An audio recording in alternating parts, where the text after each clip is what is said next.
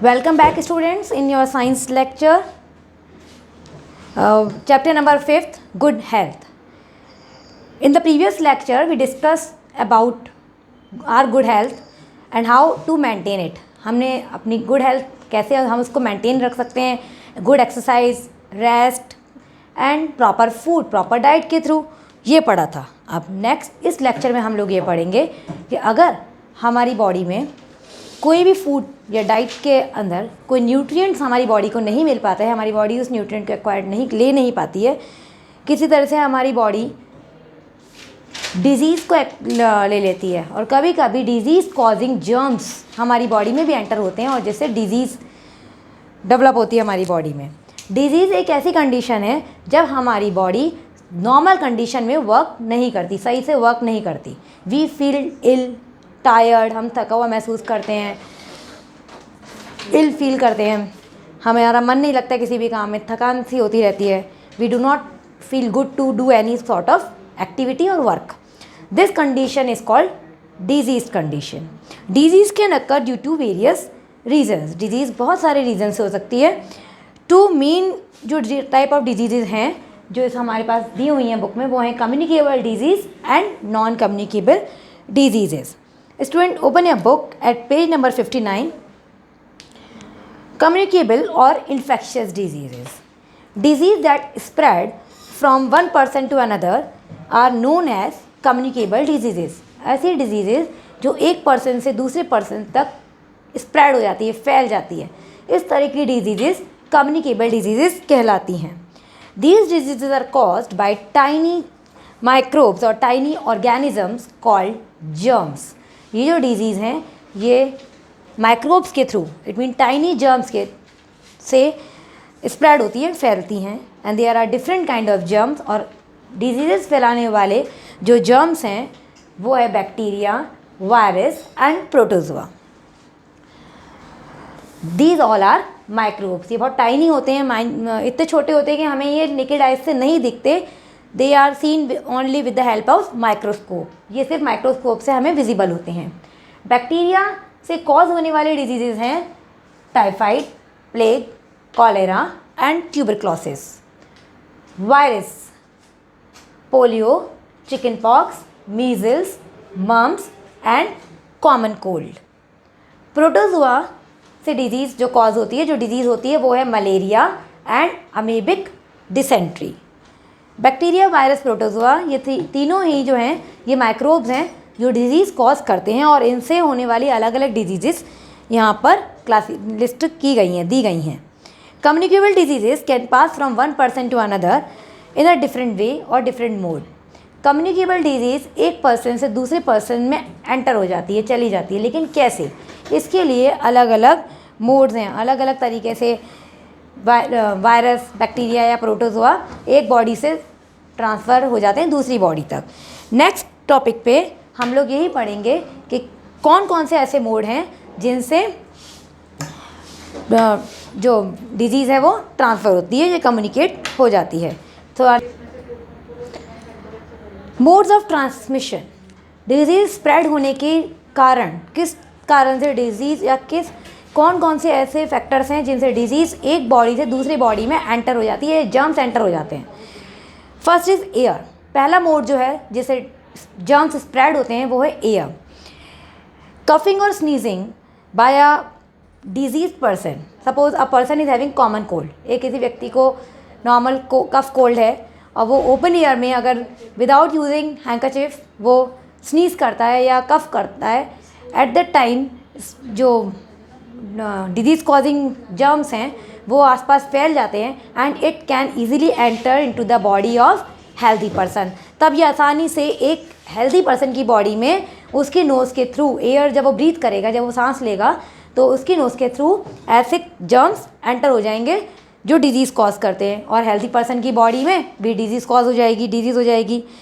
These germs can cause various diseases such as common cold, influenza, diphtheria and whooping cough. तो जब disease person जो है खुली हवा में विदाउट यूजिंग हैंकरचिफ या विदाउट यूजिंग हैंड कवर वो स्नीज़ करता है, छींकता है या खांसता है, तो डिजीज कॉजिंग जर्म्स स्प्रेड होंगे और हेल्दी बॉडी में एंटर होंगे। इसलिए we should always cover our mouth, हमें हमेशा हमारा माउथ को कवर करते हुए ही छींकना चाहिए और खांसना चाहिए, ताकि इन्फेक्शन जो है दूसरी बॉडी में एंटर नहीं हो। इन्फेक्टेड फूड भी एक, और वाटर, गंदा खाना खाने से, दूषित खाना खाने से और गंदा पानी पीने से भी डिजीज़ कॉजिंग जर्म्स जो हैं एक तरफ जगह से दूसरी जगह एंटर हो जाते हैं। फ्लाइज, मक्खियाँ जब हमारे खाने पर बैठती हैं, they make our food infected, हमारे खाने को कॉन्टिमिनेट कर देती हैं, दूषित कर देती हैं। And when we eat such food, जब हम इस तरह का खाना खाते हैं, आर बॉडी गेट डिजीज, तब हमारी बॉडी में इन्फेक्शन एंटर कर जाता है या जर्म्स एंटर हो जाते हैं, एंड वी फॉल इल, और हम बीमार पड़ जाते हैं। So we should always eat our covered food, हमें हमेशा खाने को ढक के रखना चाहिए और ढका हुआ खाना ही खाना चाहिए। Drinking impure water can also make a person sick, गंदा पानी पीने, दूषित पानी पीने से भी पर्सन जो है वो बीमार हो सकता है। So always keep in mind that food and water should be pure and clean, जो भी हम खाएं या पानी जो हम पिएं वो साफ़ होना चाहिए। Cooking and eating food with dirty hand can also infect the food and water, गंदे हाथ से खाना खाना या गंदे हाथ से पानी को पीना या वाटर, पीने वाले पानी को गंदे हाथ से टच कर देना, इससे भी वाटर में या फूड में जर्म्स एंटर होते हैं, और जब ये हेल्दी बॉडी में एंटर होते हैं जर्म्स, तो पूरी बॉडी को इन्फेक्ट कर देते हैं। Diseases such as cholera, typhoid, jaundice and diarrhoea are spread by consuming infected food and water, गंदा खाना खाने से या गंदा पानी पीने से जो बीमारी होती हैं वो है कॉलेरा, जिसे हैजा बोला जाता है, टाइफाइड, जॉइंटिस एंड डायरिया। ये कॉमन डिजीज़ है जो गंदा पानी पीने से या गंदा खाना खाने से, दूषित खाना खाने से हो जाती हैं। So why you do to purify water at homes during rainy day? हम लोग देखते हैं कि गंदा पानी आने लग जाता है हमारे टैप्स में। What we do, we clear the water and then drink.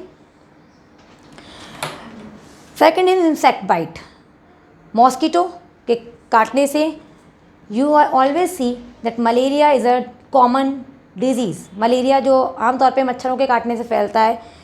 Nowadays dengue भी है, yellow fever, they can also spread by the bites of the insects such as rat, fleas and bugs and sand flies. सिर्फ mosquito ही नहीं है जो disease, insect ऐसा insect है जो डिजीज़ कॉज करेगा, और भी इंसेक्ट्स हैं जो डिजीज़ कॉज करते हैं। उनमें से एक आता है फ्लियाज, जिसे बोलते हैं पिस्सू, rats, bugs and sand flies. ये भी जर्म्स स्प्रेड करने में हेल्पफुल होते, मतलब ये भी जर्म्स स्प्रेड करते हैं। Then second is direct contact, कोई भी आर्टिकल, जब किसी सिक पर्सन का आर्टिकल है, कोई बीमार व्यक्ति है और उसकी किसी भी चीज़ को हमने यूज़ कर लिया, लाइक टाल, हैंकरचिप्स, एट दैट उस आर्टिकल के अंदर अगर जर्म्स हैं, उस आर्टिकल पे अगर जर्म्स हैं और वो आर्टिकल कोई भी हेल्दी पर्सन उसे यूज़ कर रहा है, तो ही और she can easily gate infection, तब उस पर्सन को भी ईजीली इन्फेक्शन हो सकता है। देयरफॉर इसलिए कहा जाता है that cloth should not be exchange, cloth should be properly washed, cloth को एक दूसरे के कपड़े नहीं पहनने चाहिए, एक दूसरे के articles, it mean handkerchief, towel use नहीं करना चाहिए, so that we can keep our body disease free, ताकि हमारी बॉडी जो है डिजीज फ्री रहे। When a healthy person come in contact with these, the germs enter his or her body. These germs then cause diseases, chickenpox, measles, ringworm, whooping cough and common cold. So they are spread by direct contact. ऐसी diseases हैं जो direct contact से होती हैं. So avoid using share of handkerchiefs and towel and clothes so that we can keep our body healthy. Next topic is prevention of communicable diseases.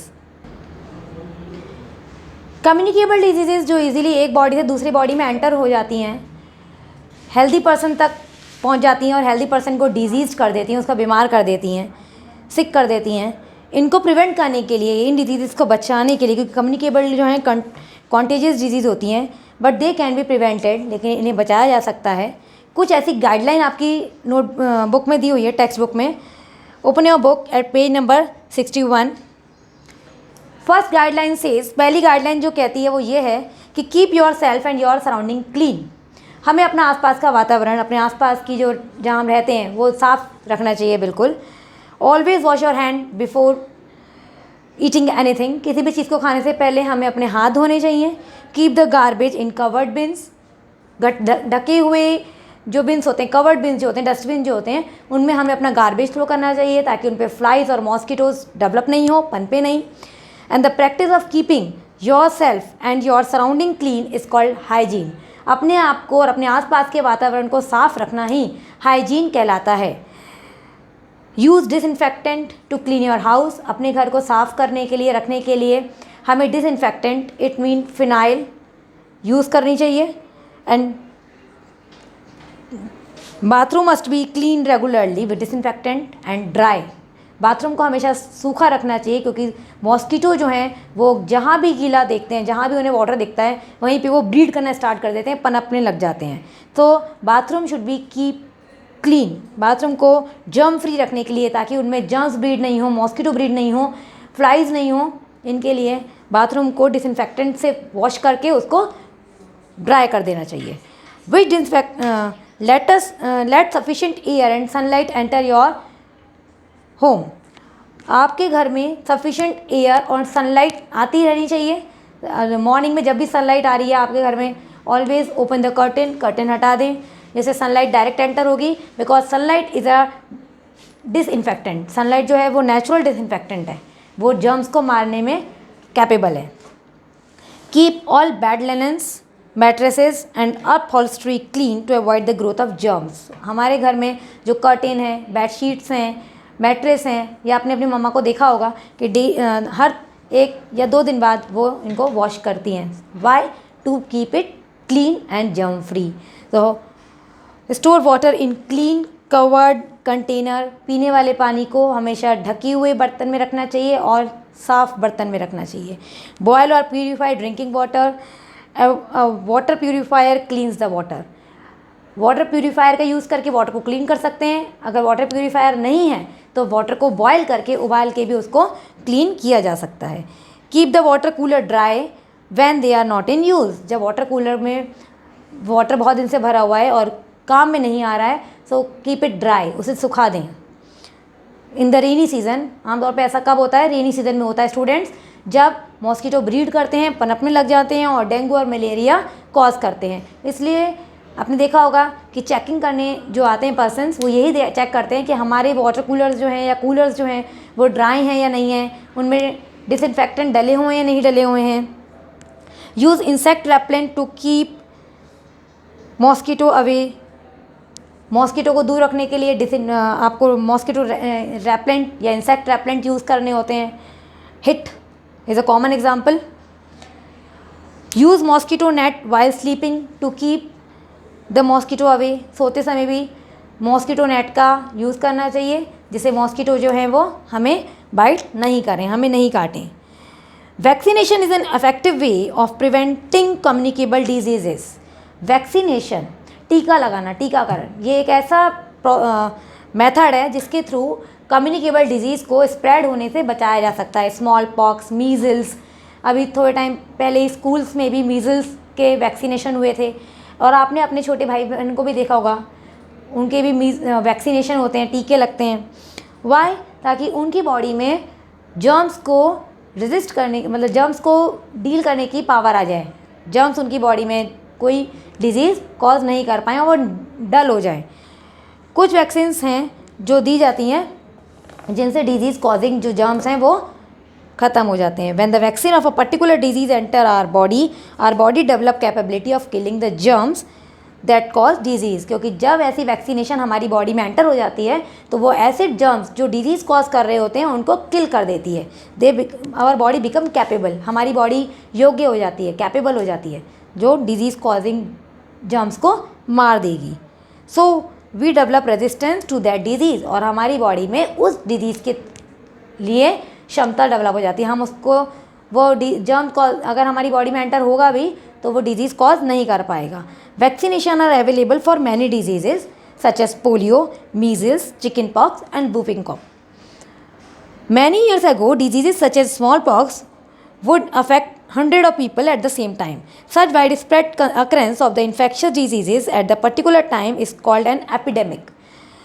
एक ऐसी बीमारी जो बहुत सारे लोगों को एक साथ अफेक्ट कर देती है, प्रभावित कर देती है, ऐसी बीमारी कहलाती है एपिडेमिक डिजीजेस या epidemic disease. Vaccination against this disease has eradicated small pox. तब स्मॉल पॉक्स को हटाने के लिए बहुत साल पहले की बात है, स्मॉल पॉक्स के लिए जब कोई वैक्सीन नहीं थी, तब स्मॉल पॉक्स की वजह से 100 ऑफ पीपल परेशानी हुई उनको और उनको स्मॉल पॉक्स हुआ.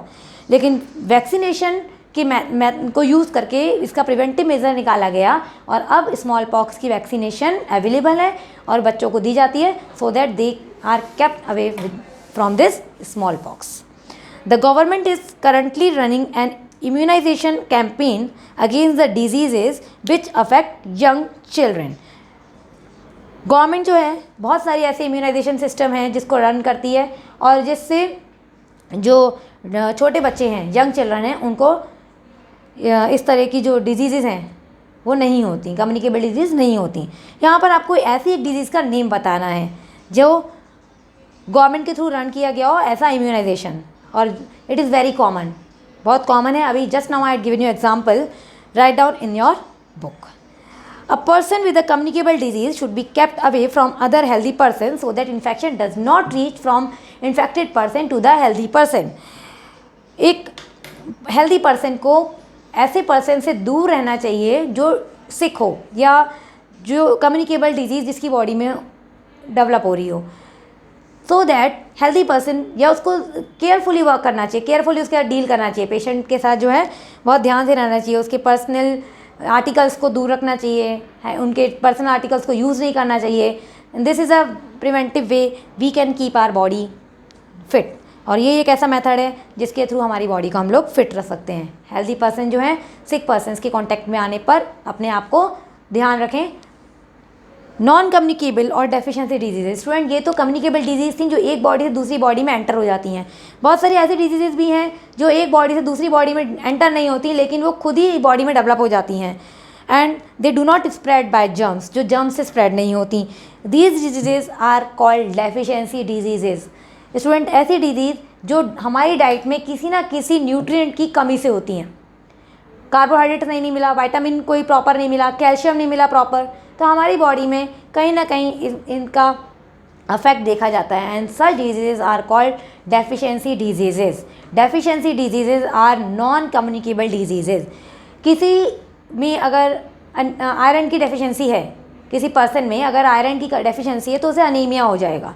लेकिन ज़रूरी नहीं कि उसके फैमिली मेम्बर्स में भी किसी और को अनीमिया हो या एट द सेम टाइम कोई उसके फ्रेंड को अनीमिया हो जाए, because it is non communicable. क्योंकि ये नॉन कम्युनिकेबल है, ये इजीली एक बॉडी से दूसरी बॉडी में एंटर नहीं होंगे जर्म्स, क्योंकि जर्म्स कॉजिंग है ही नहीं.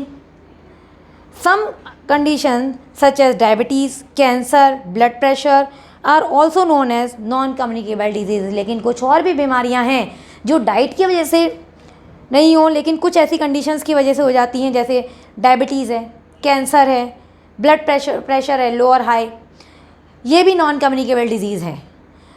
Table 5.1 list some of the deficiency diseases. Page number 63 of your textbook show you table. आपको यहाँ पे नॉन कम्युनिकेबल डिजीज़ का टेबल दिखा रहा है, जिसमें night blindness, beriberi, scurvy, rickets, anaemia, osteoporosis और गोइटर, इन डिजीज़ के कॉजेज़ और सिम्टम बताए गए हैं और इनके प्रिवेंटिव मेजर्स भी लिखे गए हैं कि वो कैसे प्रिवेंट किए जाएं. Night blindness deficiency vitamin A की कमी से होता है. विटामिन ए रिच फूड खाना चाहिए, like mango, milk, sweet potato, butter, fish, berry. They occur due deficiency of vitamin B1 की डेफिशिएंसी से होता है. You should take meat, peas, cereal, fish, rice, unpolish rice. Scurvy, that is caused due to deficiency of vitamin C. So a person should take sprouts, pulses, citrus fruit, tomato and oranges and आंवला. citrus fruit यानी खट्टे fruits होते हैं. rickets caused due to deficiency of vitamin D की कमी से होता है, जब हमारी बोन सॉफ्ट हो जाती हैं और बेंड होने लग जाती हैं. सो इनका प्रिवेंटिव मेजर है फिश, बटर, मिल्क, ये डाइट में ऐड होनी चाहिए।